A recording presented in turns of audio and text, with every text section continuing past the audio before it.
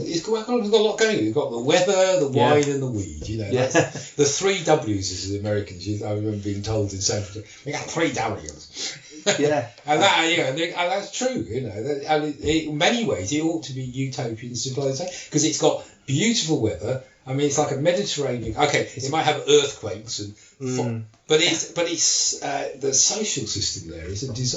has a very real aspect of paradise. And hell.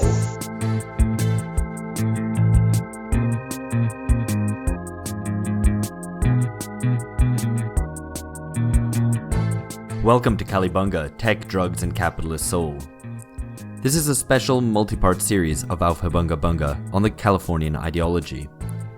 That seemingly paradoxical hybrid of new left and new right ideas.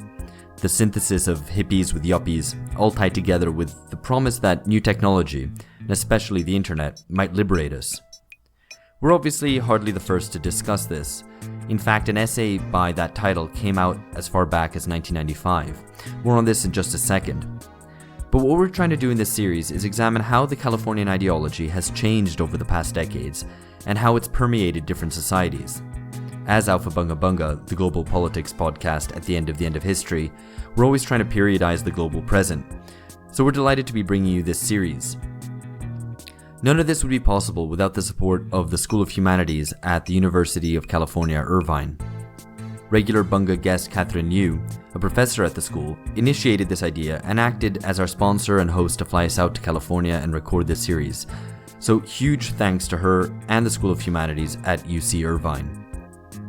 Over this series, we're going to be talking about various strands of the Californian ideology today. But we're not going to be presenting some big thesis up front, and instead hopefully a picture emerges a bit more organically. But just to preview the main themes that you'll be hearing about over the next few episodes. Wellness and therapy culture, drugs, both recreational and medicinal, technology and rationalization, gentrification and suburbs, the end of the American dream, and European encounters with California, and vice versa. Maybe a question to consider as we go along is this. California for a long time felt like the future, but are we now leaving it behind? Or maybe a more hardened, more rationalized version of the California ideology is our future.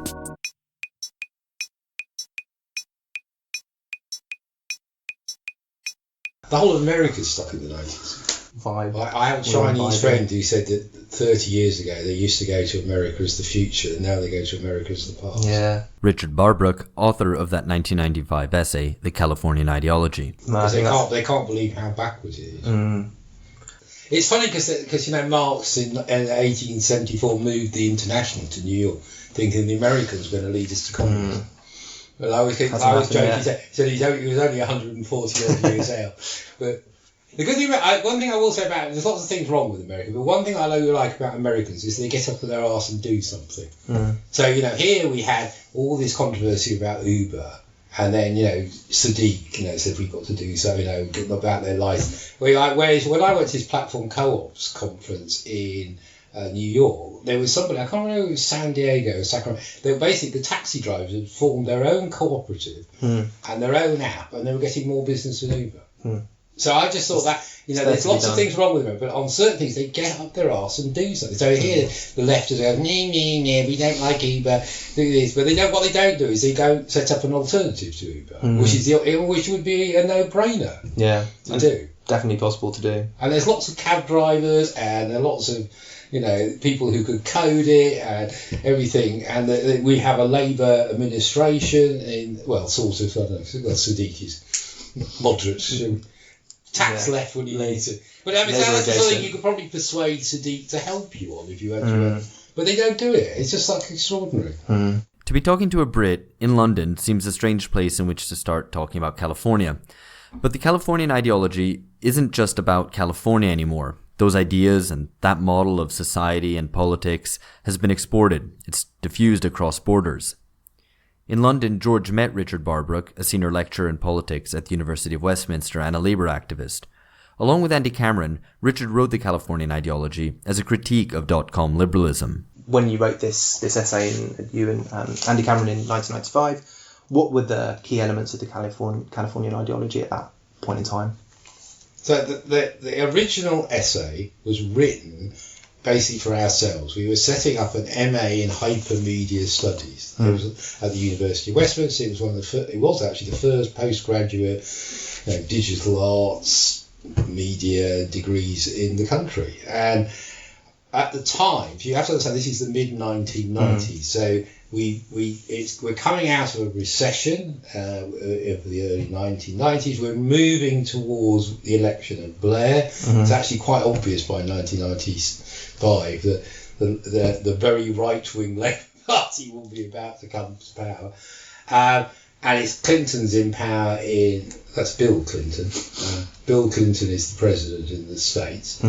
So you have a lot of, so that you have to understand the media at the time whose sort of the internet has only just really started. Okay, obviously the Russians or the Soviet Union had a vision of cybernetic communism in the late 1950s, but obviously the internet, in the sense we know, is developed in America in response, and that starts in the late 1960s. But certainly in 1980s, the only people I know with email addresses were natural scientists. So nobody was really using it. There was Minitel in France, which was like the first ubiquitous packet switching network. But so I'd seen this, and I'd been waiting for it to happen. So, and Landy Cameron, who was running a CD-ROM, if you can remember that technology. Just about. Yeah. It's a manufacturing thing, and basically part of an arts sort of contemporary media practice. So basically a media studies degree, but very practical. It taught theory and practice, and he had this module, and he said, "Look, this internet is arriving, and you're interested, and I'm interested. Let's set this thing up." And what was interesting is that most of you can imagine the early adopters of the internet tended to be left of centre, right? So they were, artists, techies, activists, but it was I think was interesting about it is they had sort of early things of what we just take for granted, like actually bringing somebody in on a video for America. They had Timothy Leary actually interviewed in the club over the internet with a sort of shaky video speed. This was See You, See Me. That's what I'm trying to think. That's what the program was called. That was quite impressive, actually. Dr. Tim, they said, why do you think that the internet is like LSD? They asked Dr. Tim, and he replied, because they were both invented by the US government. Not exactly true, but I knew it was, true enough. So they were doing that, and they had people with emails and all this sort of stuff. So it was very much that scene. Either it was that sort of post-rave scene, or it was lefty activists, or it was sort of hacker-type techies. So when they did a survey of people who were using this Siberia, which was this cyber cafe in Soho, which was opened in 1992, I think. Yeah. It was the world's first cyber cafe, bizarre. Well, it was then opened in London. And their most popular newspaper, where people still read newspapers in those days, was The Guardian. It beat every other newspaper. So they're left of centre, basically. Not necessarily communists or anything, but they're left of centre. But it's interesting, as soon as it came to the internet, and this is the bit we were interested in, people would start spouting neoliberalism. So they wouldn't want to privatise the railways, because they weren't privatised, or the health service, and they were generally against the Tory government and its economic, because even then it was, you could see the downsides of neoliberalism. But as soon as it came to the internet, they started spouting neoliberal attitudes about, free markets and competition, and that's because they were reading Wired magazine. So there was a tension between the politics that these early adopters would have elsewhere in England and or in Europe in general, because we were also part of this net time mailing list, which was started around the same time. So the Europeans were all lefties in a more or less traditional sense, from anarchist, socialist, Guardian reading, that sort of thing. But when it came to the internet, because their knowledge of it came from Silicon Valley, and it came from this magazine called Wired. And what was interesting is that Wired had been preceded by another magazine called Mondo 2000, which was run by St. Jude and Are You Serious? And they'd been ex-Maoists, and then it was also selling smart drugs and lots of this wellness stuff you just kept. But it was, again, it was sort of this sort of weird mixture of hippiness and new left politics. Yeah. And then suddenly Wired replaced it, copied a lot of its ideas, had much more psychedelic graphics, but obviously it was completely funded by Silicon Valley. And that's what we were interested in. When we set up this MA course, we had thought, well, we have to do something different from the Americans. Yeah. Because we're European, basically. And there was, so we thought, right, we'll write this piece to just identify what we think is different. And it was also to get in our own heads, right? So we wrote it, and that's where we started. And I when I was doing my PhD, I spent a summer in Berkeley, not obviously Silicon Valley, but it's just north of it, doing, basically sitting in the library, reading various stuff I was writing about the origins of broadcasting in America. And what I'd met there was lots of new lefties.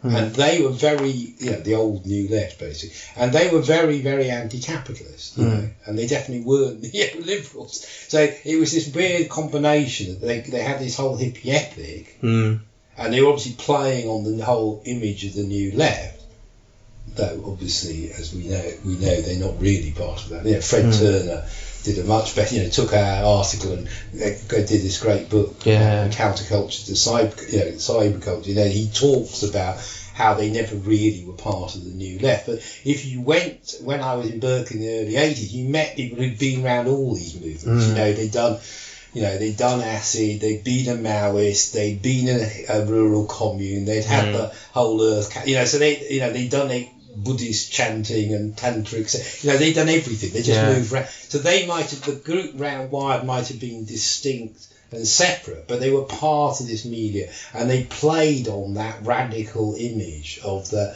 hippies, basically, the anti-war, anti-the man, but actually they were spouting Ronald Reagan. And I met somebody in 1981 who wasn't at Berkeley in the 60s. They were actually at the University San Francisco, basically the one in the city, San Francisco University. And Ronald Reagan had literally sent tanks against them. They'd had some protests. But they were still Reaganites. No, she wasn't, definitely. She was a Maoist. But she'd been protesting against the Vietnam War, and the National Guard had used tanks to get them off the streets. So the idea that somehow that this hippie media could turn into Ronald Reagan neoliberals was really interesting, and that's what that contrast we thought. I mean, obviously a lot of baby boomers, basically got Reagan into power, but how many of those actually came from that hippie media, or the people who never turned on in the period, I don't know. Because all the surveys show the people who were real hippie activists basically have considerably less over their lifetime than those who never did become hippies. But so that was the original starting point about how Silicon Valley managed to combine that whole the man having been corporate, organisation man, stuffy, IBM used to, they all used to have to wear the sort of same suits. They had to wear sock suspenders, otherwise you get fired. They had, it was like a sort of Stalinist bureaucracy, essentially, because it was a large American corporation, which Stalin deeply admired. So that sort, and then to turn themselves into sort of Steve Jobs or something. That was the interesting. And I met somebody who'd done acid actually in 1981. Because he was already quite well known even then because of Apple. I had met somebody who'd done acid with Jobs. What was that like? Who was then this guy was like a school teacher or something. And he always said he always was a bit of a shit. Was his basic comments. He was really down on him. It was really fun. But I said at the time I wasn't that. I mean, I was interested because Silicon Valley was going on, and there was this other magazine at the time called Processed Word, which was like a sort of autonomous American autonomists who were working in Silicon Valley.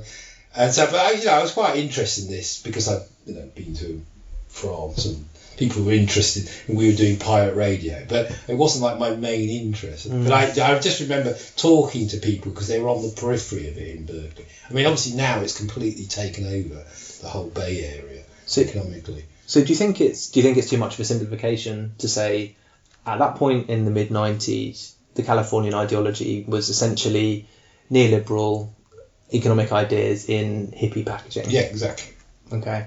But it's also the combination of sort of economic liberalism and Right. social liberalism. Right. Okay. Now, you think of Thatcher, it was neoliberalism was an economic project, but actually politically, morally, you know, it was very repressive, you know, and homophobic, racist.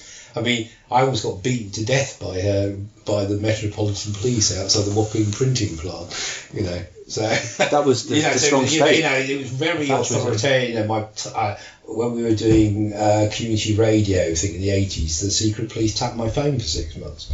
I was told by the Observer newspaper, you know, this sort of thing. So that sort of combination of, you know, she had a very morally, politically authoritarian view, but everything else would go out the window. Now it doesn't seem, you know, the Tories passed a Gay Marriage Act, but at the time that would seem, you know, this sort of strong state, moral authoritarian, the family and all this stuff, kept the neoliberal economy going. And now it's only recently now, as we can see with all them admitting that they smoked opium and snorted, surprise, smoke weed. Because that, you know, since they caught up with the Californian ideology, certainly people I know who were involved in that media basically said they were all cokeheads. So the whole of Silicon Valley was run on powder.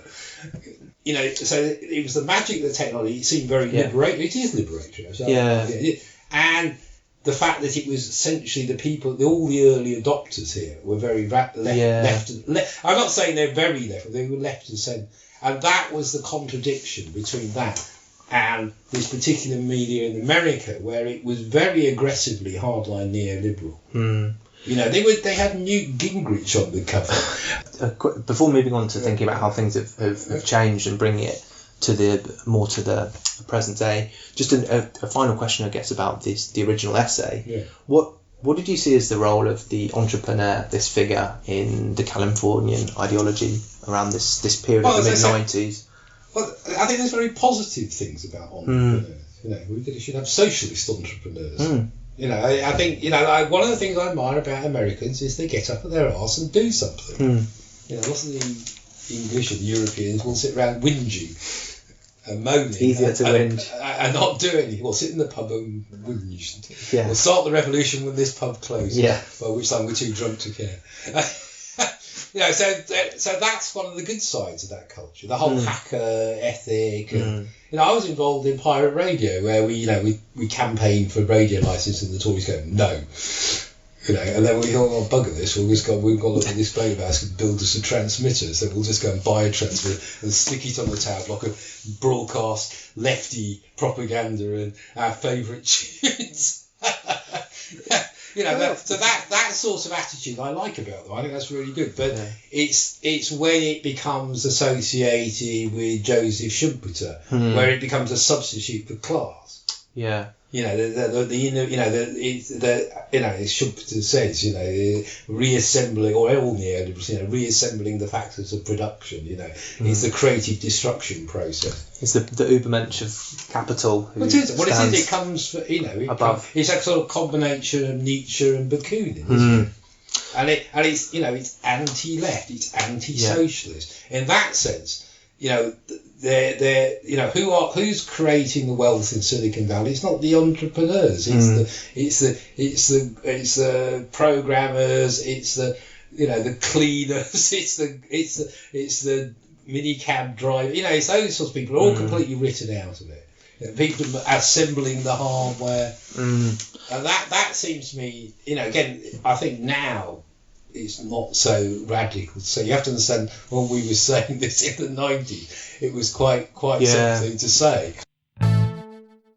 So to touch on one of the points that we talked about earlier, do you think that there is still, looking at, I guess, contemporary California or contemporary Silicon Valley, do you think there is still this combination of a kind of a romantic or kind of hippie streak of thinking with that more hard-edged, neoliberal, rationalised? Well, I think I wrote this book, Imaginary Futures, which is about how about the Soviet Union and the United States competing over who would own the future.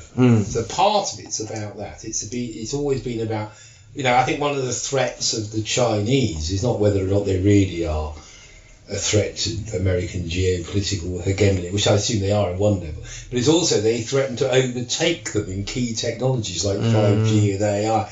And partly what the whole Californian ideology was about is that America was the sort of beta version of the future, and that everyone else would have to copy California. And suddenly now the existential crisis they're having is that if you go to California, it looks like the past, not the future.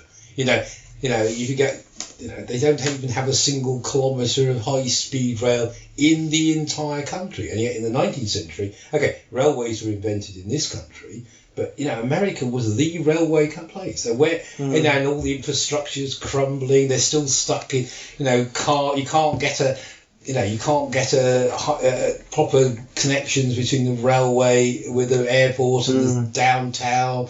The whole culture is stuck in this sort of 60s Fordist model. So far from being post-Fordist or the information age, it's very much like a sort of LARPing the 60s. Or a sort of pre-hippies, it's sort of that 50s, early 60s vision of it. So do you think that California still owns the future? No. Is it? Well, certainly when did they lose it, or did somebody else? Did other? Well, I think what's interesting is that the Europeans didn't realise that they became the future. So if you talk to Chinese people, they would say, well, but what they're imitating now is Northern Europe. So they look at somewhere, like Sweden or basically, places lots of having got everyone off bicycles into cars, they're now going to get them out to bicycles. Yes. And just like everything's clean, ordered, and it's sort of human level. And so that's interesting. That with high technology. So that's, I think, is an interesting thing, because I did a conference in Berlin a few years ago. And they were still had this cultural cringe to California. I said, no, you're the future. You don't understand that. You just don't lack. The trouble with Europeans, they lack the self-confidence to realise that European social democracy is in a way the most futuristic society we have at the moment. Bernie Sanders will say this. The DSA will say this. I mean, what do you think? Sort of, notwithstanding all these points about perhaps California isn't this. You think he's got a lot going. You've got the weather, the wine, and the weed.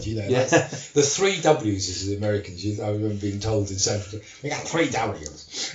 And that's true.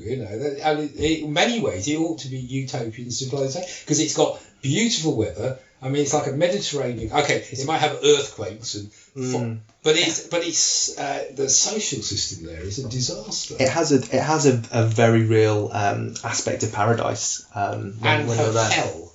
But an aspect of hell as well. Every time I go there, the homelessness gets worse. And it was shocking the first time I went there in the early 80s, and now when I went there, whenever it was 80, and it's got much worse actually. So and it's that, and they've got the money. That's the thing, is that they could solve these problems. In the places incredibly rich, they could solve these problems really. They could build high-speed rail. They could build public housing, but they won't. What do you think is the role of Silicon Valley in general, or Californian ideology in contemporary American politics? Because Nancy Fraser argues that you have this progressive neoliberalism, which essentially came to an end with the election of Trump, and that Silicon Valley was an important aspect of this. I think tying together some of these very socially progressive ideas with some. Didn't the Clinton campaign spend $1 billion on online campaign? I think Google built a machine called Ada, after Ada Lovelace. Really? I didn't know this. They said, no, you don't need to go canvassing, you just do targeted Facebook advertising. Because they always go on about Cambridge Analytica, but no one talks about that actually the Clinton campaign spent more money than anyone had ever done on digital campaign, and it was a complete failure. Because it told her, don't canvass in Wisconsin.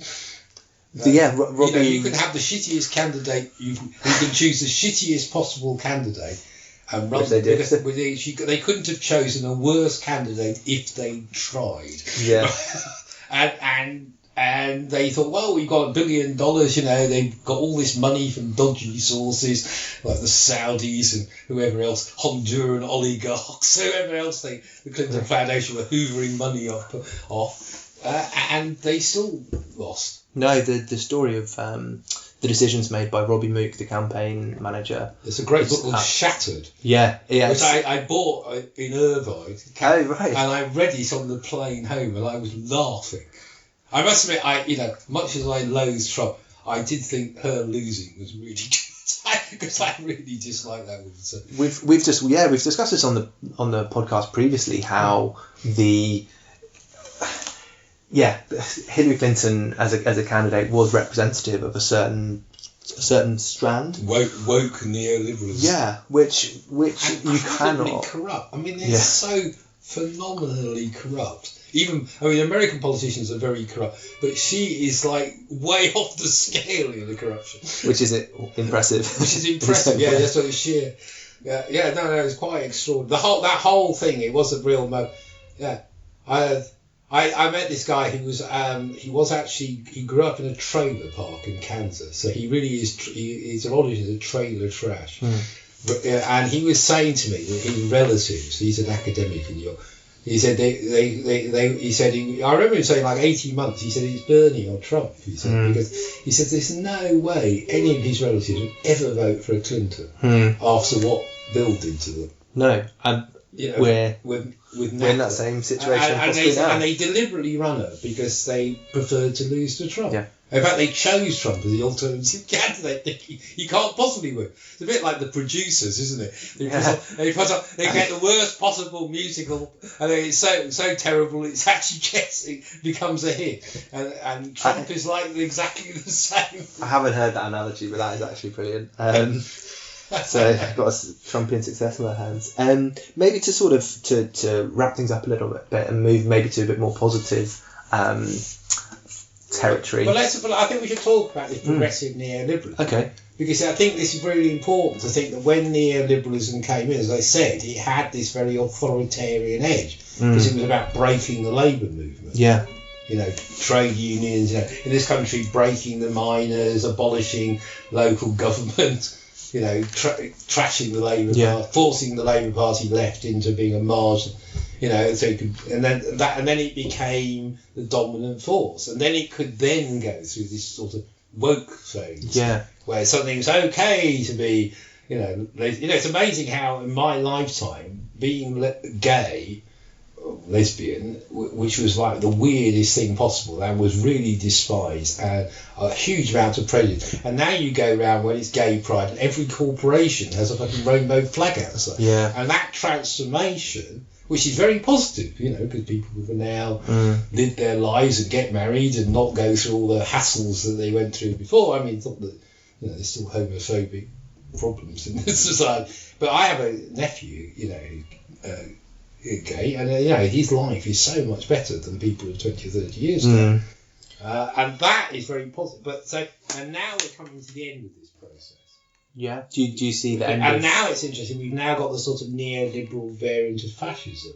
This weird combination of, with Trump and Brexit and Erdogan and Duterte or Bolsonaro, of having this really strange mixture. On one hand, very hardcore neoliberalism, rolling back the welfare state, privatising everything, giving all the money to the bankers, just trashing the environment. But at the same time, having this completely very statist ethno-nationalism at the same time.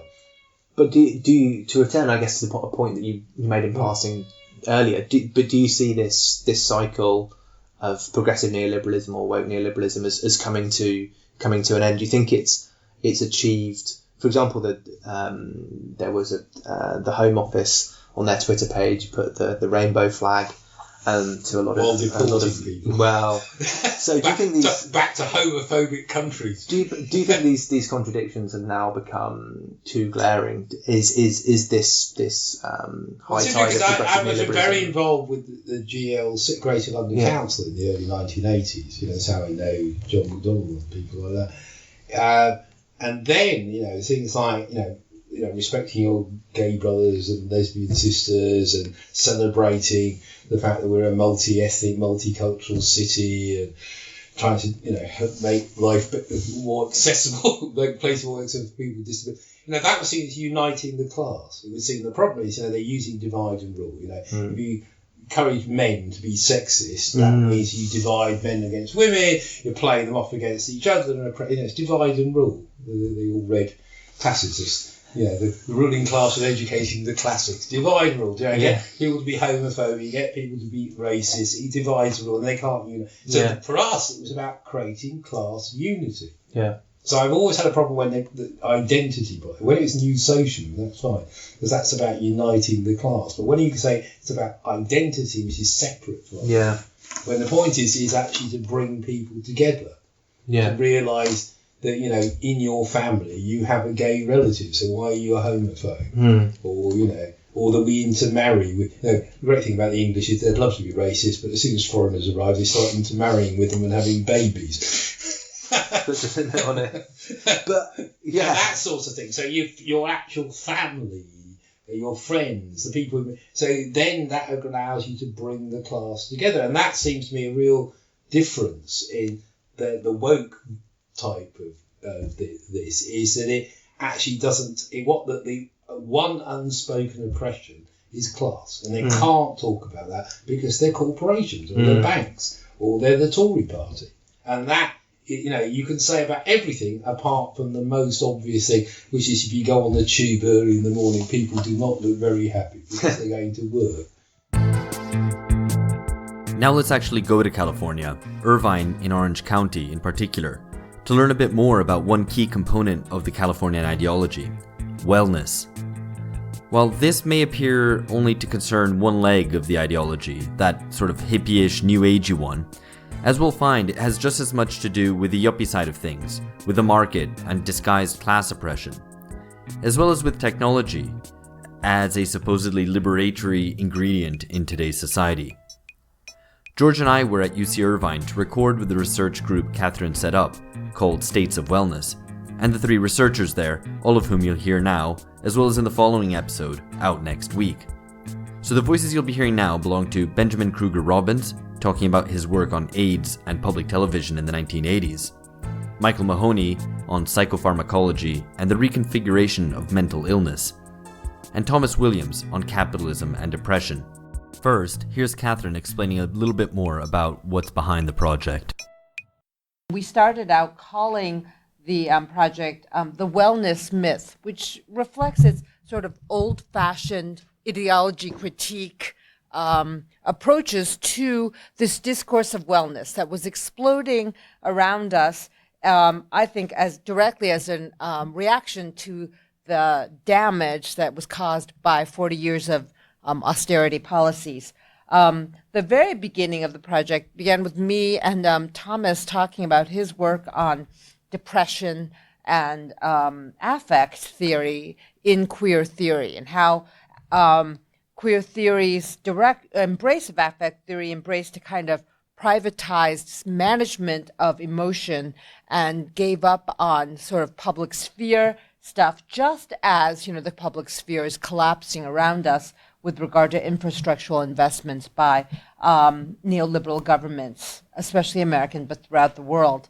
The other aspects of the project that were highlighted came out when we thought about the Californian ideology and the management of health as a kind of reified state of being that has now been globalized and exported out of our beautiful state as a thing called wellness. So from Taipei to Austria, you can see spas selling treatments that deal with wellness. But more academically, with regard to ideology critique, we thought, or I don't know, like institutionally, we thought that the discourses around wellness needed to be criticized, in large part also because graduate school student mental health has become reframed as a question of wellness rather than a question of infrastructural support or financial support.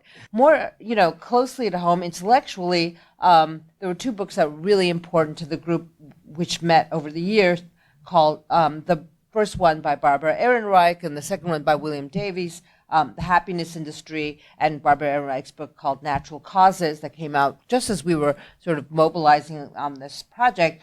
Natural Causes, An Epidemic of Wellness, The Certainty of Dying and Killing Ourselves to Live Longer. So wellness has become a fully reified state of well-being that seems to belong only to PMC elites, and it has a lot to do with, I would say, like the new post-Taylorist, post-Fordist attempts to create a motivated workforce. As Taylorism, we know, was innovated to deal with more efficient forms of production, right now we're looking at a post-industrial world where affect and mental health are breaking down, and in return we have this eclectic sort of hodgepodge of cures that come out of the 60s counterculture, that come out of Californians' embrace of a very kitschy notion of Eastern wisdom, and I've written about that a lot. And so each one of these projects fits into both the collapsing of public sphere, the treatment of health as a privatized elite pursuit that becomes framed as wellness. And we really believe in and think about, I think, those of us in the room, old-fashioned ideology critique. And so this project is part of that, even though institutionally we would probably get more money and support if we framed ourselves as part of the medical humanities, which has a big banner that says, health, healing, and well-being is their thing. And I feel like it's a complete betrayal of scholarly work and intellectual enterprise to make the humanities purely therapeutic. Here's Benjamin Kruger-Robins on quality TV in the 1980s and the AIDS public health crisis. You had to have this sort of nichification of the audience in order to have good cinematic programming that had a correct liberal ideology undergirding it. And there was a lack of examination here between regarding the kind of paradox that health was being outsourced to for-profit stations like NBC during the AIDS era, which is predominantly what I'm talking about in this chapter, and that NBC has to sort of carry the burden of liberal welfare, which the Reagan administration with Margaret Heckler heading up Health and Human Services was more than happy to indulge because they didn't want to spend public funds on this. So it's much easier to have NBC distribute a pamphlet and claim that it was up to the citizenry to take responsibility for themselves in both pulling themselves up through the educational discourse of quality TV and in disseminating materials that would help them educate themselves and their peers on what it meant to be healthy. So yeah, just to get maybe more into the detail of the argument that you're making. So you talk about healing through quality TV.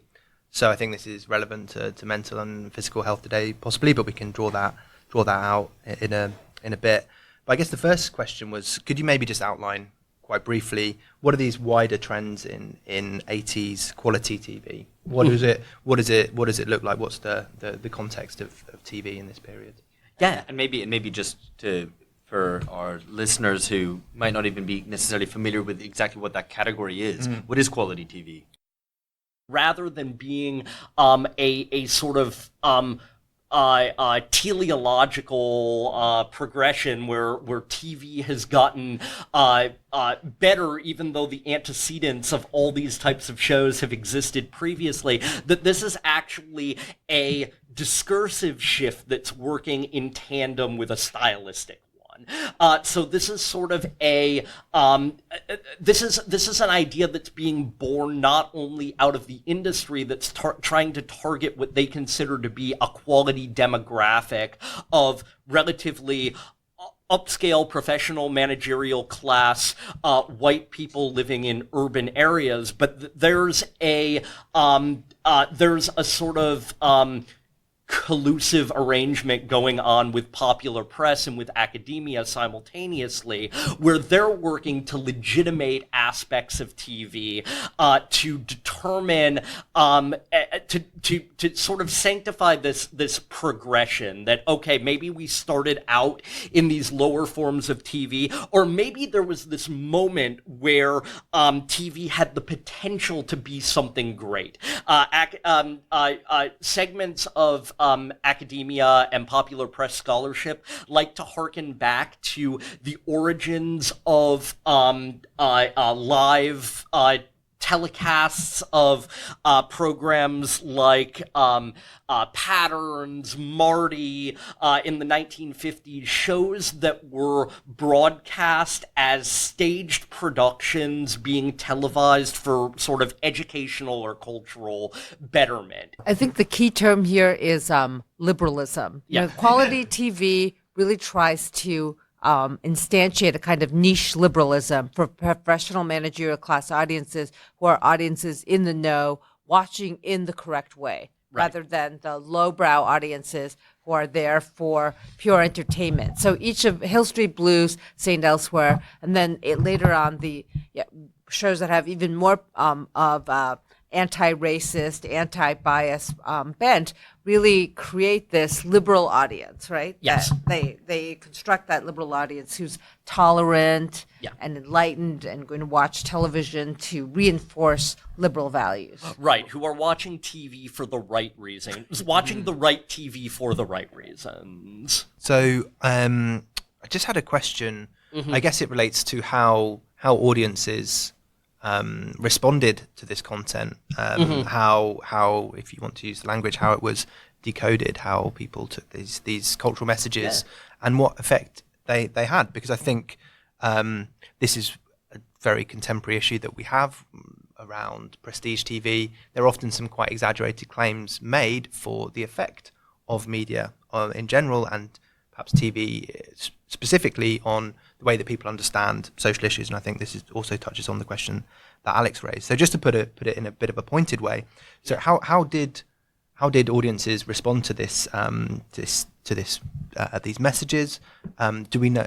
Can we say anything about the impact or the effect that these representations we can maybe talk about the exact things around AIDS particularly that were represented, but do we know what effect they had?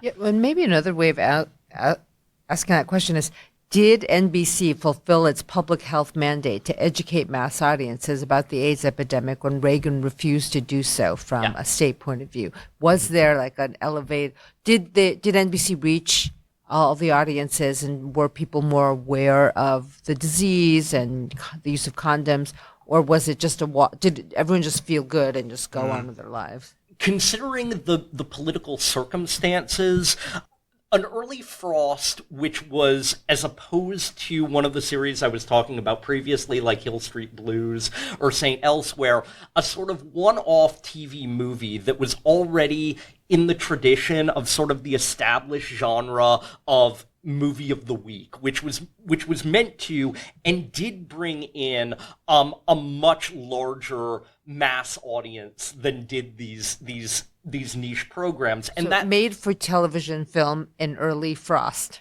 Yes, exactly. Yeah, thanks, Catherine.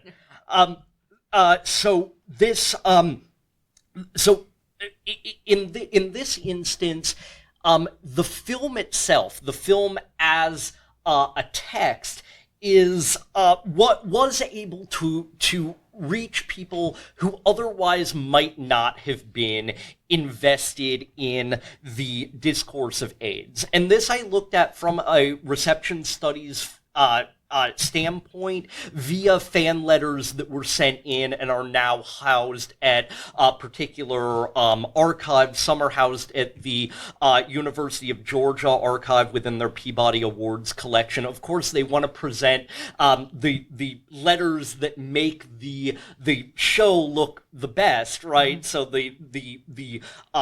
the perspective that one gets is, yes, this was really effective, and it brought in, it worked to educate and bring in folks and sensitize them to an issue that might not have been on their radar previously. But I don't want to discount that perspective entirely. I think there's something really valuable to be said, again, about a show, about a program that's reaching across to a variety of demographics in a very fraught moment when this is a major health problem. And books like David French's How to Survive a Plague, which is talking in a very pragmatic way about activists who were working with working to actually develop and test themselves and work out various drugs and preventive measures for the opportunistic infections that accompanied AIDS.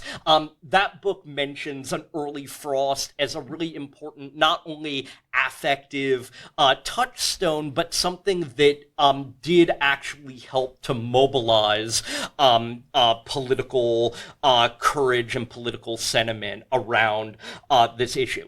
With that said, an early frost is accompanied by very problematic paratexts, things that accompany the show itself but aren't actually part of the broadcast. So right afterwards, it was paired with a Tom Brokaw half-hour special, which was kind of like a retrospective of what a great job we, NBC, did of AIDS reporting in the first half of the 1980s, which is completely false, completely constructed, and offers really no pedagogical viewpoint other than we as a network are really responsible and really important to public health. And here are more images of depressed people entrenched in states of melancholy, suffering with AIDS, and isn't it important to sympathize with these folks? So weirdly, it sort of undermines in some way the show itself. So just to pick up on this last point that you were making there, and I think there's some really interesting ground to cover on depictions of illness in the shows that you talk about. What were these messages that were contained within these shows? You talk in the paper about gays being presented as tragic medicalized specimens, which I think is an interesting idea. Do you think that there's something something broader that we can take away from the work that you're doing about how illness is presented? And I think, again, also just to hammer that point, what impact it has on the audience. Right. Yeah. That's a really good question, and the effect that I found in a lot of the quality-oriented shows is that it remains about it kind of maintains a heterosexual viewpoint ultimately. Gay characters are employed for the betterment of the liberal professional class, managerial class, who themselves are not identified as LGBTQ. There's a presumption of straightness, and these sort of gay men are brought in, usually always gay white men, especially in the AIDS era, are brought in as narrative tools to provide a progress narrative, an enlightenment narrative for the straight characters at the center of the show. The gay characters are usually one-offs. They're in particular episodes, and then they'll disappear and never be heard from again. Whereas our straight characters in this sort of serialized context learn something and are able to develop and have a sense of agency and subjectivity. Whereas in other programs I discuss as sort of a counterpoint to the quality shows, programs that were devalued. There was a CBS series called Trapper John MD, also a medical drama, and there were other shows. Hotel was another one, an Aaron Spelling show that aired in the mid to late 1980s that were also tackling AIDS and gay subjectivity, but weren't getting this kind of popular press adulation. And what I liked about programs like Hotel, Mr. Belvedere, Trapper John MD, were even though they had some of the same restrictions, right, gay characters popping up in one-offs, these characters had a greater sense of agency and subjectivity, and they were episodes about coalition building across factions, rather than using the suffering gay person as a sort of medicalized tool of liberal tolerance. I think that this idea that it gives some of the characters with whom the audience is supposed to sympathize the opportunity to chastise and heroically reform the person who's ill, teachable moments within the narrative structure. I think these are in really important points. But I think to move it forward a little, to kind of, I guess, draw back to this the wellness myth that Catherine started off by introducing. What do you see as the link here? So what contribution does quality TV make to the perpetuation of this myth of wellness? Yeah, just to really put you on the spot. Yeah, no. What in my perspective it does is it works to further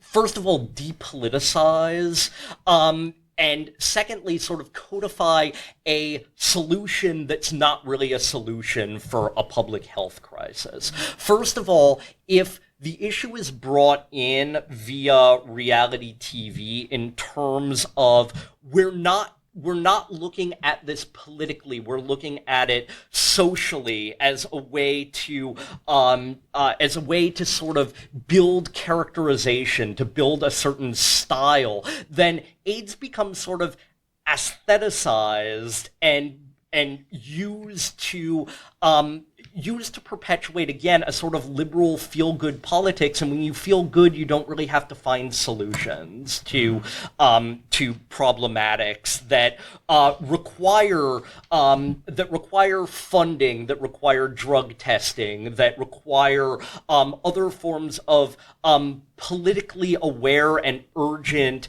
intervention. And by the mid 1990s, partly because the heart medication regimen is coming in as something that largely determines AIDS to be chronic, but no longer as lethal a diagnosis.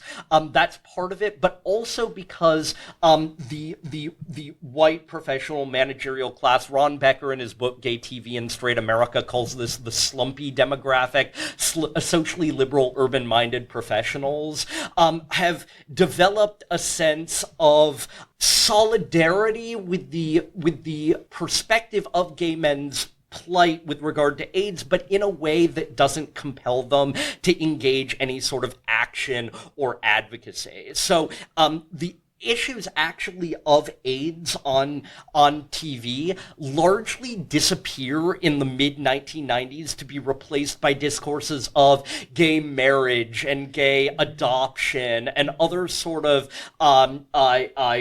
neoliberal cause célèbres to replace what continues to be an urgent medical crisis, especially amongst non-privileged factions. But it disappears as a TV episode because the demographics affected by the epidemic are not the ones that TV industry cares about. They're right. Yeah. So I would add that, this really helps us understand how the sentimental education of the professional managerial class is wrapped up in taking away class difference from minority communities. So it becomes we've solved the problem of the gay community. Right. Rather than looking at universal health care or working class rates of infection with AIDS, the AZT drug regimen was working by the 90s, and we sort of can move on to the normalization of gay life. So just before you come back on that, I've just noticed that the professional managerial class are getting a real kicking in this discussion. Yes, because wellness, they invented the term wellness. Yeah. Not that they don't deserve it. No, yeah, well, we need to, we're going to call them out. Yeah. No, but the other thing that I think that's really important about this critique of prestige TV, because it goes against the grain of how it wants to be read, is I think what Ben's trying to do is look at the limits of sentimental education, or the Bildung in the classic German sense of prestige TV, because prestige TV wants to be the sentimental education of this privileged class, and it sort of completes the education by the mid-90s, right, with regard to AIDS, and so we can move on. So not only does it sentimentalize and moralize the gaze of the philanthropist, it's like Victorian era charity work. It also dismisses a problem and looks at and ignores infrastructural necessities, because we are in a universal healthcare crisis in the United States. People are going bankrupt at the highest rate because of medical bills, not because of avocado toast. But we can't link those ideas up, because we only want to celebrate the upper middle class gay male person, and we've saved them in some way, or we've resolved that issue. It's no longer an issue with the same kinds of urgency that maybe in the 1980s, at this point when NBC makes this intervention, it had, because of Reagan's neglect of the public health message. So it's all about the wellness of the PMC. Like, I feel really well now. I've done that. I feel really at peace here. One of the central questions which ties both your paper, but also a little bit what we were talking about there at the end in terms of the AIDS epidemic, is the shifting boundaries between illness and wellness, who's included in the community of the well or the ill, AIDS patients being treated as very much an other, a tainted other, which maybe then can be saved in some way through your own liberal feel-goodery. There's one line which actually really stuck out in the paper, where you cite someone referencing the ways in which traditionally illness punctuates ordinary life, and that in these pharmaceutical adverts for antidepressants, antipsychotics, that everyday life conceals illness, which would prompt the subject to perform a sort of inner reflection, maybe medicalizing their own experience. Hey, maybe I actually am ill. Maybe this sort of feeling of I'm not feeling so great actually might be an actual illness which you can give a name to suddenly. So maybe you could talk a little bit about that. So that actually is a quote from Joseph Dummett in his book Drugs for Life, which looks at the manner in which profitability is kind of structured for pharmaceutical companies. Michael Mahoney on TV advertising for antidepressant medication. And advertising is a big domain of this. And really, it depends on this kind of redefinition of illness, right? Illness is no longer something that comes as a kind of surprise. These commercials invite you to sort of suspect illness deeply kind of concealed in your ordinary and everyday feelings. And I think this is probably something that happens on a really aggressive level in psychopharmaceutical advertisements. So I guess just to back up a bit, pharmaceutical advertising on TV is a phenomenon that only two countries in the world allow, the United States and New Zealand, and it's a relatively recent phenomenon in the United States. I think 2001 or 2004, I can't quite remember, is when the first television commercial for, I think it was Nasonex, a prescription allergy medication, appears. Shortly thereafter, you see commercials for psychopharmaceuticals. I believe Zoloft was the first one to be advertised on TV, and these kind of bear down on a relaxing of regulations on pharmaceutical advertising that ironically enough sort of begin to take up steam during the Reagan administration. So first, pharmaceutical companies are given a new degree of laxity to publish print advertisements in sort of mass media. Prior to this, they were advertising exclusively to doctors, and as actually people like David Healy and Joseph Dummett have pointed out, under the present logic of pharmaceutical advertising, we have to think of doctors as consumers, right? They're not the kind of gatekeepers that I think popular impressions might make them out to be, but these are actually the first line targets of pharmaceutical companies. Well before they're developing commercials, they're sending representatives to doctors' offices to educate them, and I'm using kind of inverted commas there, about these kind of newer drugs. This is an education that comes oftentimes with direct financial incentives. Doctors are paid good amounts sometimes to promote certain drugs over others. And really, there's a lot of kind of regulations in place that ensure that these doctors are only advertising these drugs. They're not allowed, for example, at pharmacies to disclose whether a cheaper alternative is available for newer branded products. And doctors are oftentimes coached to treat, products that are older, and I'm talking about medicine here, as antiquated, when in fact newer drugs are oftentimes following the exact same kind of, they're hitting the exact same kind of receptors in the brain. So you see this kind of proliferation of advertising almost everywhere, not just on television, but also in the form of kind of coaxing doctors as well. And I think really, again, to get back to the original point, mood disorders provide, I think, one of the strongest examples of a classification that pharmaceutical companies can exploit on the basis of its ambiguity. And it's an ambiguity that actually rests in the DSM as well. They don't ever define what mood means. So I want to go. I want to go back to the sort of countercultural origins of the DSM and the mood disorder discourse that you were just mentioning. I mean, what I think is so fascinating about this constant self exploration of disorder is that it kind of goes. It accompanies this idea, this anti-normative ideal in post-structuralism. Oh, I like and American receptions of Foucault. I like to come back and do this. To hit the hit the buttons. buzzer. It's just American.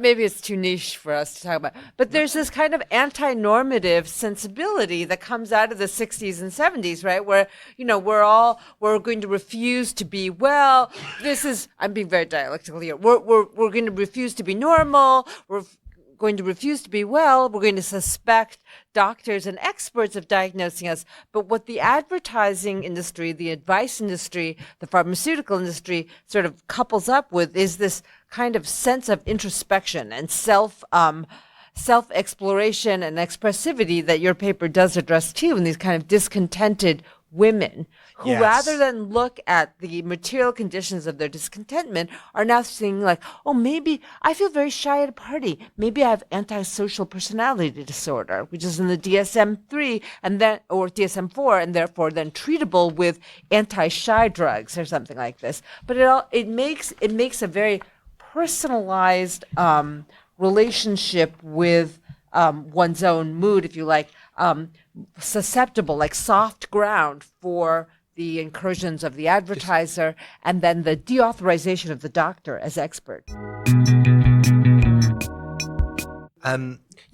I think it's extraordinary from British point of view, the widespreadness of these ads. Already having seen one, only landing Only yesterday. one. Yeah, only one. 24 hours. Yeah. That was just the TV that was on in the car rental place, so completely ubiquitous. But yeah, just so for listeners, I guess, who are not as familiar with the content of these adverts, they might be thinking, illegal in other countries. Yeah, really, like formally illegal. so they might be thinking, well, advertising has two main modes. It's either trying to sell a better life, or it's trying to make you fearful of something. And I think you've outlined in a really interesting way some of the things that this constant looking inwards and I might be ill and I didn't even realize it, and then that's a way to sell things. But you talk about this idea of living behind the mask. So could you maybe describe some of these ads for us? What's their content? What do they yeah. So before I do that, I should really give a sort of statistic citation of how prevalent these commercials actually are in the United States.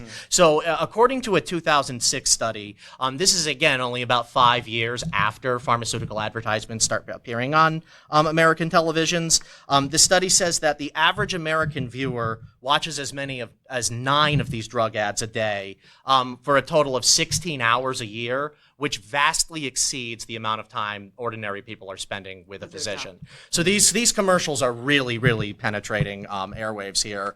And it would just be interesting just to refer back to also Ben's work, how many average viewers there actually are, because I mean, TV as a mass medium, you know, you can segment to a certain degree, but there's a limitation to how much you can do that versus, for example, internet advertising, right? So this is telling huge swathes of the population that they might be mentally ill. Right, and that's a good point. I mean, this is a statistic that only cites television, but these commercials are actually appearing on like Hulu. You can see them between streaming content, like a commercial break.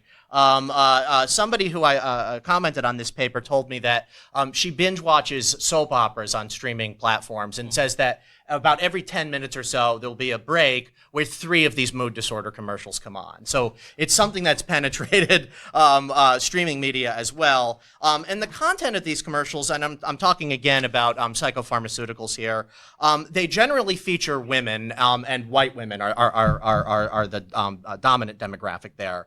And they'll feature things like a woman who's sort of complaining about the way in which she's unable to kind of express her emotions to others.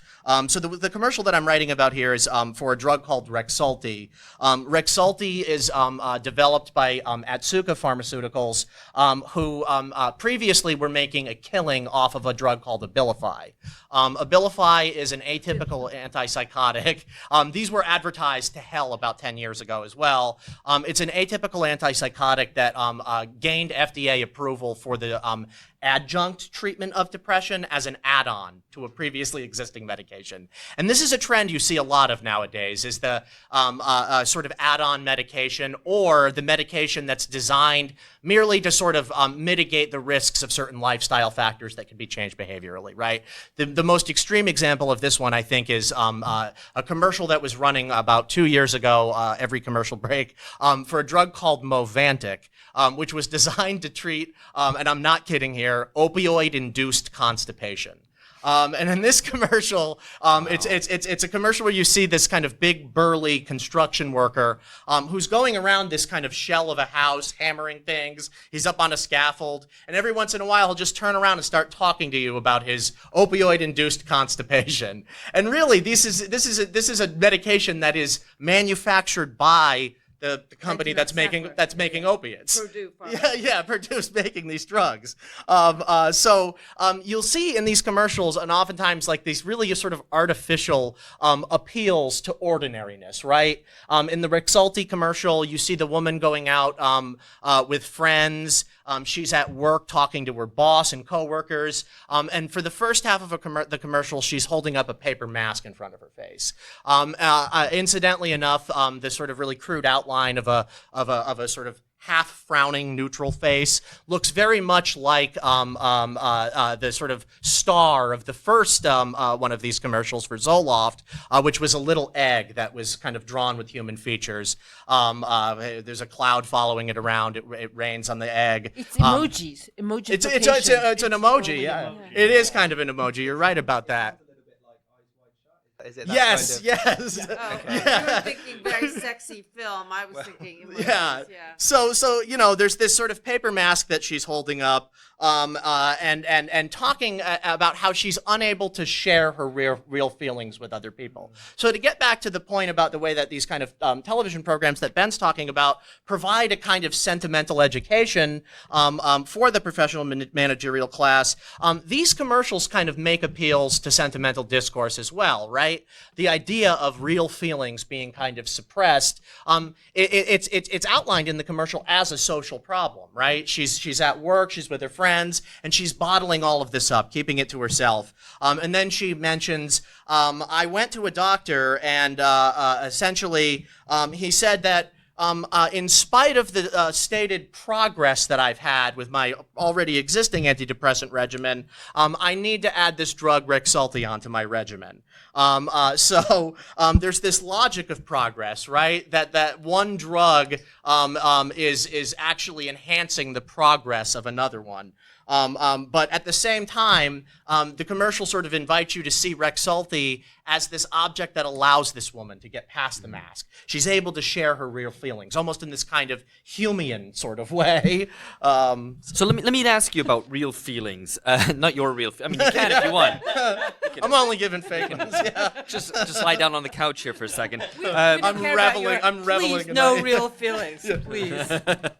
So I feel like there's a contradiction here, but maybe this is me being a bit thick and not seeing the connection. So maybe you can explain this for me. You have this idea that you're living behind the mask, that you have a social mask which is artificial, and you have the authentic self which has these feelings.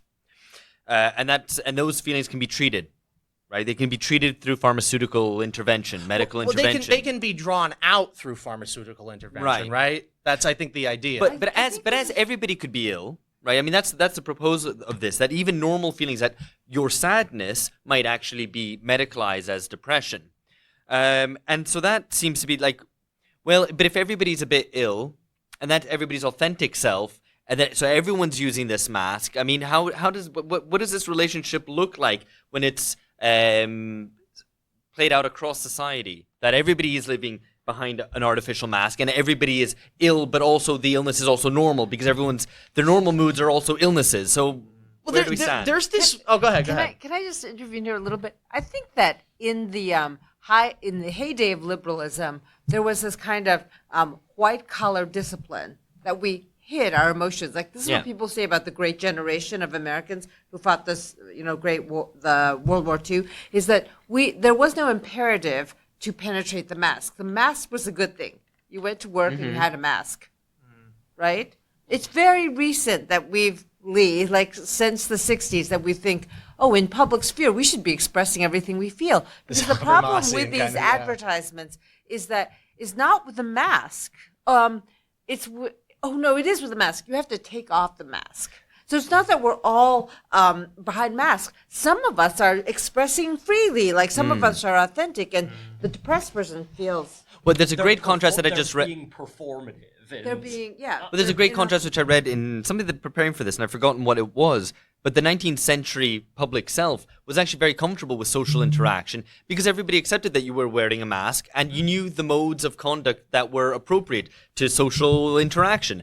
And now we're a little bit confused because we're meant to be authentic, but you also know that you present a mask, that you don't go out wearing an open bathrobe. But it's very gendered too because of the woman thing. The 19th century ideal of the social self was based on the gambler and the stockbroker, and the Brits at the most advanced form of capitalism then, and the poker face was really important because you couldn't be readable. Benjamin talks about this too. You shouldn't be readable. But here in these ads, it's like, it's not about readability of the social sphere. It's about your frustration that you can't break through and express yourself in public. That you can't disclose. You get that disclosure is blocked. It's right? blocked, yeah. And I'm going to say this is part of the 60s countercultural diminution of the protocols of the public sphere, is that the ideal is that we should all be maskless. Well, and LSD really actually horrifying. serves this kind of like chemical catalyst for that in a lot of ways. I mean, Herbert Marcuse endorses the use of LSD as a kind of anti-psychiatry move, as a way of getting outside of the kind of oppressive structures. People normally dealt with shyness just by drinking. I mean, alcohol. Oh yeah. It's funny that we keep that separate. Yeah. But I mean, the interesting thing there is that LSD actually provided the sort of scientific mechanism behind the serotonin hypothesis that pharmaceutical companies really kind of abuse in the name of selling antidepressants that target serotonin receptors. But LSD is a sort of chemical that enabled that because it blocks off one of your major serotonin sites to create all those kind of hallucinatory effects. And those effects were propped up by 60s counterculture as the same kind of emancipatory shedding of the mask, right? But in the sense of these kind of Rexulti commercials, there is a kind of clear line that gets drawn visually and representationally between the depressed person and their peers, right? Their peers are all maskless in these commercials, and they're having fun while the sort of protagonist of the commercials is kind of slumped off on the side, frowning, crossing her arms there. One of the other things that I think is really interesting is that you do see this kind of contradiction at times in these commercials too, as another commercial that you get on TV a lot now is for another antipsychotic. Antipsychotics are big right now for a drug called Vraylar. And there's actually a lot of different variations on this commercial that all involve women. One features a white woman, one features a woman of color, and they're performing this kind of excess of housework. They're washing windows while they're cooking a meal. They're writing things down. There's paper everywhere. And like the only sign visually that would communicate some kind of disorder is that they all go on these kind of binge shopping things. Like it'll show their Amazon card off to the side while they're just ordering things as they're doing all of this housework. So you're actually getting this kind of policing of consumption at the same time you're being asked to consume this medication. There's a manic. Right, you're manic, yeah. So, just maybe I think this idea of the ethics of being authentic, and that's how you need to present yourself in social interactions, is really fascinating. But a more critical question: I mean, do these adverts that you've described in a really interesting way, do they reflect or do they constitute this shift? I think there's a deeper question here. What allows, I mean, this, other than the profit motive of big pharma, this attempt to redefine mood disorders? Right, and I mean, I think it's actually within that redefinition of mood disorders that these pharmaceutical companies are actually able to generate these kind of representations. The idea of a mood disorder appears for the first time. I think it's in the DSM-3. It might be in the it's DSM. No, it's the revised DSM-3. Which came out in 1987, and this is the exact year that Prozac debuts on American markets. And mood disorders are meant to sort of subsume earlier classifications like manic depressive illness, which is now called bipolar disorder, and involutional melancholia, which is a near ancestor of major depression, and separate these from psychotic disorders like schizophrenia. They were originally actually termed affective psychoses, but in the 1987 DSM-3, they become mood disorders. And while this might just seem like semantics, I think it's actually it indicates a lot going on behind the scene. Again, there's no such thing as Prozac before these mood disorders are appearing in the DSM.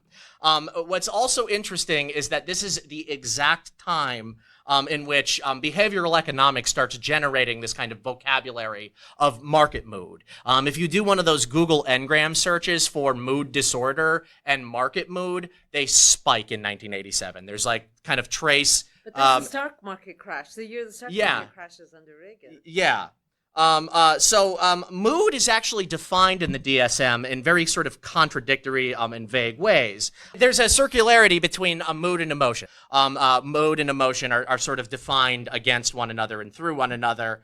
And while Martin goes on to provide a kind of supplementary definition for mood as a meta state which conditions emotions, I think that the ambiguity there is really important to sort of maintain, because it's the precise ambiguity that pharmaceutical companies are taking advantage of to sort of sell emotion as a pathology. I guess just to push you a little bit further on this. So what are the social changes, or the changes in class or in the ways that people are living, that mean that these things resonate particularly strongly? Because I think it is a a quite extraordinary redefinition of personhood that in some of the ways that you've defined. But what allows this to be successful? Because I think obviously big pharma play a role, but it seems like there has to be another side of that explanation. So what changes in society? Well, the real sort of interesting thing here is that it's changes to insurance law in the United States that really allow these kind of drugs to become successful. So during the 2008 financial fallout, the exact sort of the exact piece of legislation that George W. Bush signed to enact the Emergency Economic Stabilization Act and the Troubled Assets Relief Program. This is the sort of legislation that gave $700 billion to the Federal Reserve for the purpose of buying back toxic financial assets. There's a rider on that exact bill called the Paul Wellstone and Pete Dominici Mental Health Parity and Addiction Equity Act.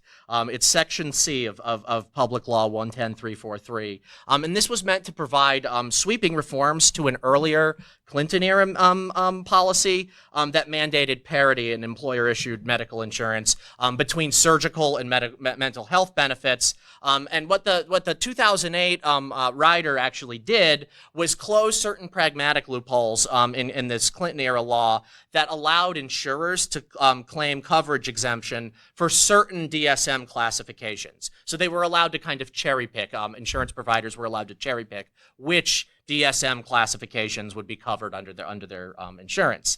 And the reason for this was because that the insurers and the employers felt that the DSM was vague to the point where people could show up and claim that they had something like jet lag on the basis of really kind of vague symptoms. I wish I'd known this morning. Yeah, and they can thereby game their employer and their insurer. So there's a sort of underlying kind of structural way in which health insurance laws in the United States have kind of converged favorably toward pharmaceutical. This idea of efficiency is one of the kind of the core aspects of the wellness myth in general. And I just wanted to bring it back to where we started.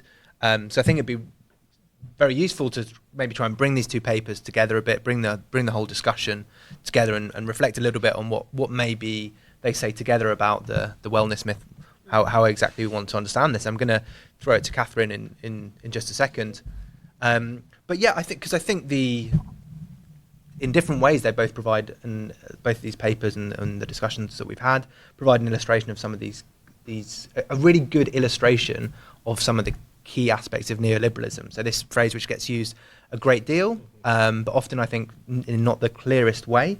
But you see some of these, we've talked about some of these ideas of how, maybe we could go on to talk about this, how you can monitor, how you can quantify things which previously were unquantifiable, not measurable, and then how you respond to them, how you create these social problems, and then the sorts of suggestions, the sorts of solutions that are presented. So maybe, Catherine, not to put you on the spot too much here, but just to, I think, summarize. Yeah, just to maybe to relate this to the research project that you've, that's why we've convened here today.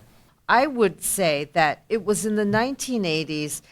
Both these papers are dealing with this issue when elites or professional managerial class, the bourgeois professional managerial class was actually training itself to leave certain people behind, to leave the majority of people behind. And it was going to do this in a way that had to do with affect, that had to do with sentiment and feeling. There were, it was a brutal regime under Reagan to think about how certain people were just not worthy of social or public investment, and that certain people were extremely worthy, and in fact hyper-worthy of private investment and private success. And this brings us back to a term that William Davies uses in the happiness industry, where he talks about the happiness industry and wellness as wellness industries as willing to take up all these regimes, from exercise to diet to the most advanced forms of, self-care, because the elites in the sort of post-1980s period believe themselves to be perfectible. And their bodies are perfectible, their minds are perfectible. The reason why they're billionaires or centimillionaires or, just a couple millionaires, they have superior abilities, they have superior discipline. And so elites are on this trajectory of self-enhancement and perfectibility, and other people need to be left behind. The psychopharmacological advertising to women or to distressed women, like they move in where Betty Friedan's feminism fails in some way by privatizing unhappiness and making, I think, a lot of struggling women on the liminal level between petty bourgeois and elite and PMC. That level of class consciousness is a place where a lot of anxiety is formed, and therefore they're treating that level of disorder by motivating them to make this superhuman effort to move yourself into the 4%, because this is what a lot of the economic data that has been looking at the problems of redistribution and misdistribution is that you have the 1%, but it's actually the guardians of entry into the elites actually take place in the 4%. To get up from the 90th percentile to the 4th percentile of income is the most difficult, is a very, very difficult trajectory, and that superhuman effort, and we were talking about this before, has to take place by a kind of almost self-mining of motivation in order to push yourself through to this next level. And rather than thinking about the infrastructural collapsing of government provision that really affected women the most, because women benefited from welfare and benefited from social services the most, you have this idea of mood disorder that can be treated so that you can make this superhuman effort to move into the elites. So I think what's also happened is this collapsing of this idea that ordinary people of ordinary ability, of ordinary bad moods, should also be able to prosper in our socialist utopia. Under neoliberal dystopia, you have to be extraordinary. You have to be, you have to be outstanding. You have to be the Lionel Messi of soccer in order to be able to achieve anything. And in order to motivate people to do that, you have this whole phalanx of treatments that will allow you, or psychopharmacological treatments will allow you to mine that kind of motivation. At the same time that Ben's paper shows us what liberal elites should look at, and it doesn't matter if you're gay, straight, of color anymore, elites of all different stripes of identity will be able to say, well, they didn't do the right thing then. I'm okay. I have the right attitude. These poor suffering people, they didn't behave correctly. They didn't manage their illness. They didn't manage their drives for pleasure. And that, a kind of diverse elite will be able to separate themselves from the others with a kind of clear conscience. And the 1980s was really an incredible time for making that psychologically possible, because otherwise it's very distressing to see people suffering, right? So this and is you're like, I don't know how to feel about this. Well, quality television teaches us how to feel about it. So this suggests that there are two things that are particularly important here. One is the inequality that underlies this, that accelerates from the 80s and onwards. And the second is the notions of blame. That essentially there is a moral register here. It is extremely important that ideas of stigma around mental and physical ill health are mobilised, because they play a social function. They legitimate this. That's right. And so we're getting back to old-fashioned ideology critique, as you said. And American professional managerial class elites will say you made bad choices. And that's a lot of the AIDS discourse of the 80s. It was not that we have an infrastructural health problem or that it's an epidemic. They'd say, you're making bad choices. And if you are, in student loan debt today, you've made some bad choices. There are no choices, but neoliberalization creates this idea that we have to optimize our mood so that we can make the right choices. Be productive. But 40, 50 years later, we realize that there were no choices. There was a massaging of an illusion of choice. Yes, this is back to old ideology critique. The different class diagnoses of depression make us think of how wellness may have different dynamics across different social classes, and also on whether the political responses to this state of affairs that are currently on offer are adequate. If capitalism makes us depressed, but depressed people can't act, then how do we get beyond this situation? I just wanted to put a plug for Jennifer Silva's work. Yeah. She came here for the conference last year. She wrote Coming Up Short, Coming of Age in Working Class America. And her new project is about the treatment of pain in post-industrial and deindustrialized depressed towns. And she feels that the overprescription of opioids is trying to address working class pain, but not through antidepressants, through opioids, at least in the past 5 years, that working class people have pain and middle class people have depression. Yeah. And so the drive to overprescribe opioids in West Virginia, in Pennsylvania, in these spaces, in these old coal mining towns in the Rust Belt, has created a public health crisis of enormous proportions. So when you were talking about the different class diagnoses of depression, I think it's really important to think about working class depression. And Silva has really given us a model for thinking about also how working class people in America have less access to therapy. So they are the biggest consumers of self-help right now. I mean, we think, we laugh at it, but it actually is a class-based thing now where they're consuming, tapes, books, and all sorts of things that tell them to internalize their own faults and say that if they're struggling to make ends meet, it's because they made bad choices. They are living at the edge of ideology. They don't have the privilege of thinking about these things in a culturally savvy way or something. I mean, there are at least certain aspects or certain forms of, I don't know, affect theory more broadly, which does have a kind of a feeling, for want of a better word, of being like bourgeois self-help. Thomas Williams on capitalism and depression. Right, that it's not, I mean, specifically the text that I'm kind of talking about here, which kind of quite dangerously actually kind of moves away from like medical models because in its place advocates yoga and swimming and like creative writing. And that's not, I'm not like joking or kind of exaggerating there. There is an actual like advocation of yoga and swimming and like creative movement in order to cure, I don't know whether this is to cure, but at least to kind of be a coping mechanism with something which is at least like 10 pages previously diagnosed as a kind of symptom of neoliberalism. So actually, it's interesting to finish on that point, because the next question that I was going to ask was essentially sort of moving through the argument of the paper a little bit.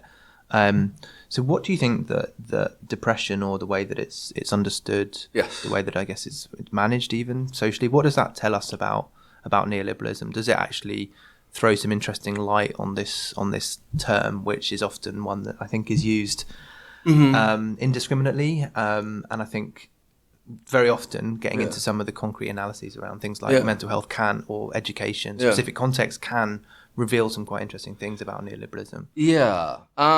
Well, I suppose, I mean, the way that I suppose talk about it here is, I mean, maybe as is this kind of text or this kind of approach to it is of course like a symptom of kind of neoliberalism itself, in that it seems as something which kind of, I don't know, emphasizes the political over the economic, right? So there's an idea that this is something that it's kind of generally like misidentified as, right? That it has this kind of guise as being of being like of actual economic analyses, whereas actually it's a it's a kind of a cultural like political transformation. I'm not sure it necessarily tells us maybe something specific or different about it, other than that we're being told to be like creative agents or like sovereign, and try to like reclaim this idea of like the sovereign subject again, and the kind of individual who can reinvent or like overcome all circumstances despite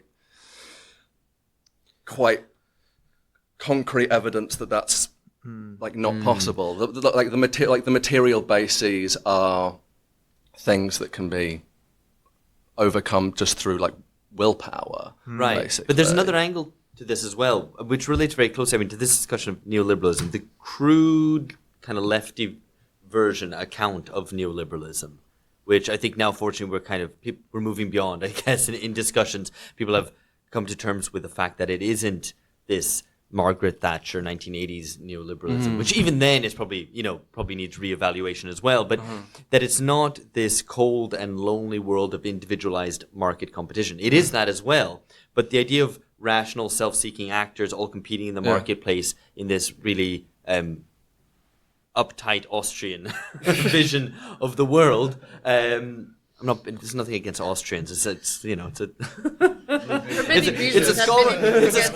a scholarly reference. It's not anti-Austrian. Anyway.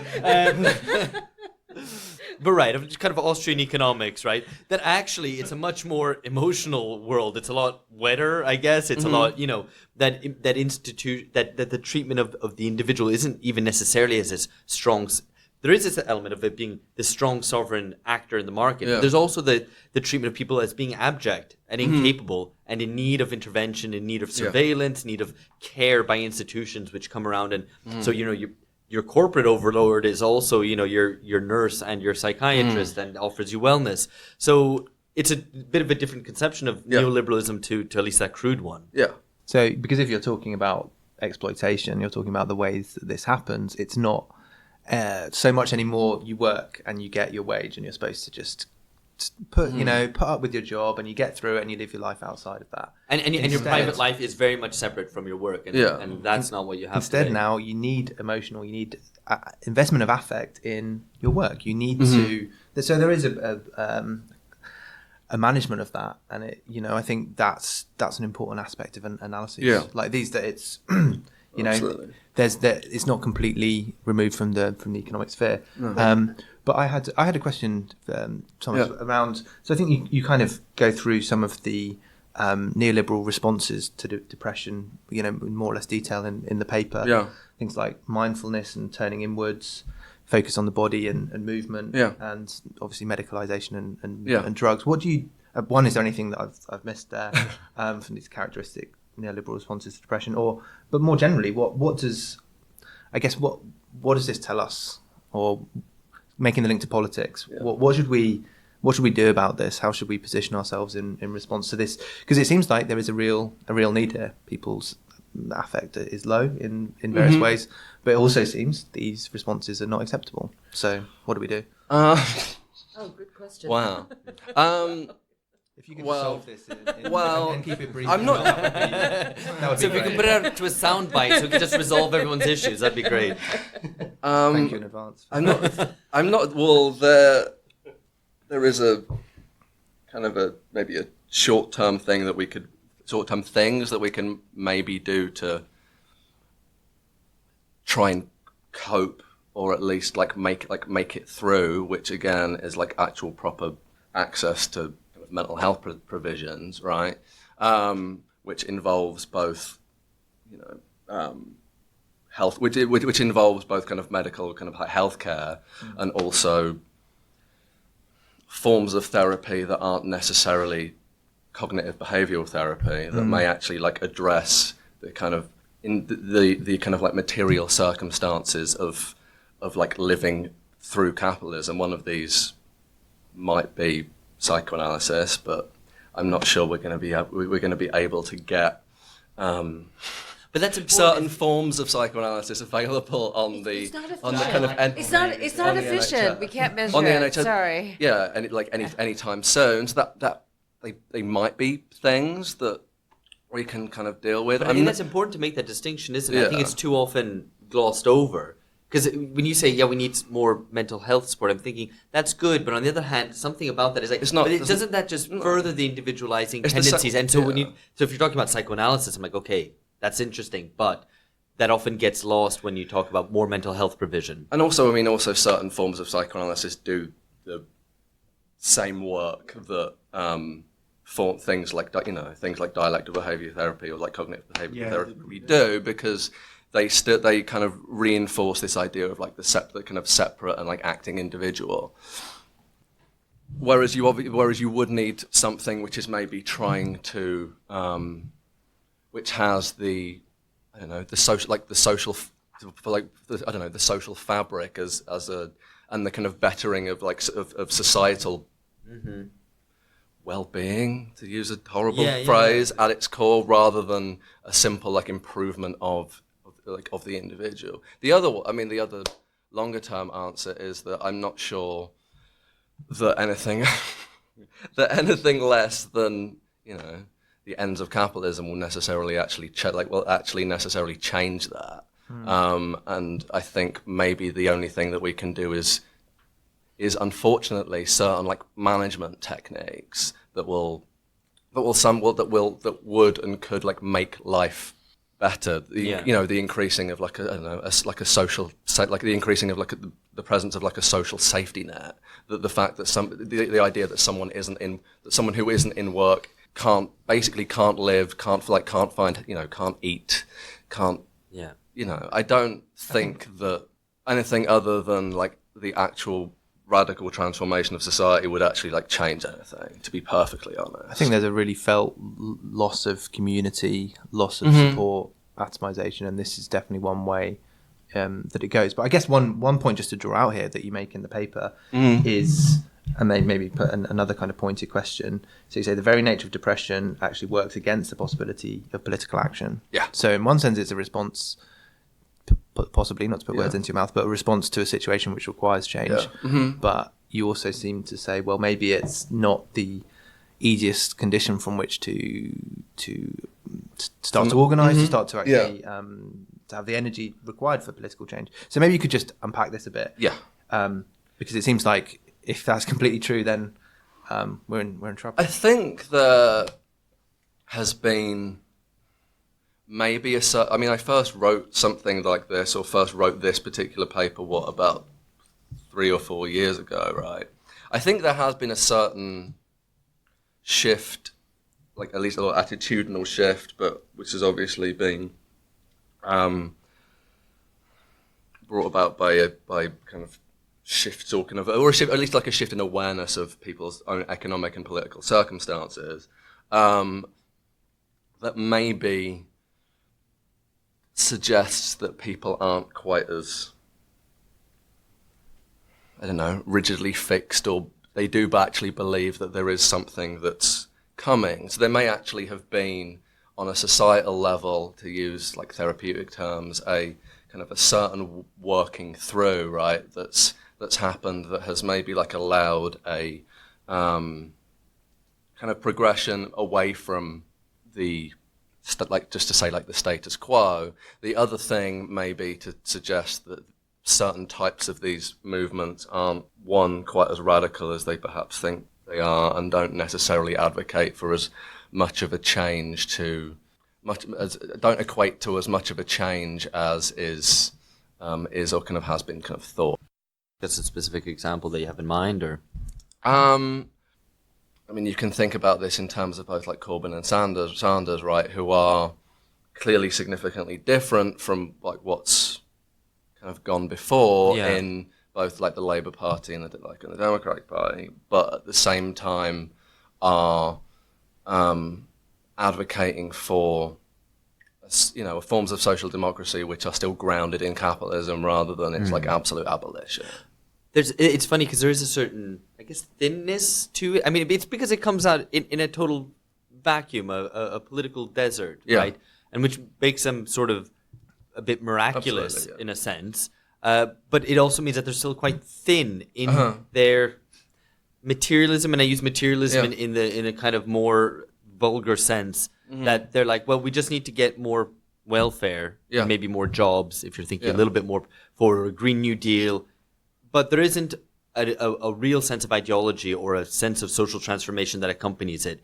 Society will be a bit fairer. We're going to be a little bit less stressed. We might be a little bit less anxious in that society. But when it comes down to the kind of affective level and that kind of ideological mediation between what kind of society you're building, how do you feel in that society, and then what are the sorts of public provision, what does the structure of the economy look like? There isn't that much there, right? It is thinner. But then the flip side to that is that those movements which do talk about affect are mostly terrible. Of course. Yeah. And the other, I mean, the thing is also that, you know, to put it more relatively bluntly, things are so bad right now that like these changes do actually seem extremely significant, and will actually, at least I would hope, I can't, you know, say any more than that, but they will actually make like tangible differences to people's like everyday lives. Yeah. So I'm not. This is not to say that I'm necessarily entirely. You know, I'm obviously not against these things, right? Or kind of against these movements. And I know. Well, I feel that I know full well that the people that I love and care for in the UK's life would almost certainly get better, say, if Labour were elected over the Conservatives, and I would think that it's going to take more time than like a 4-year election cycle.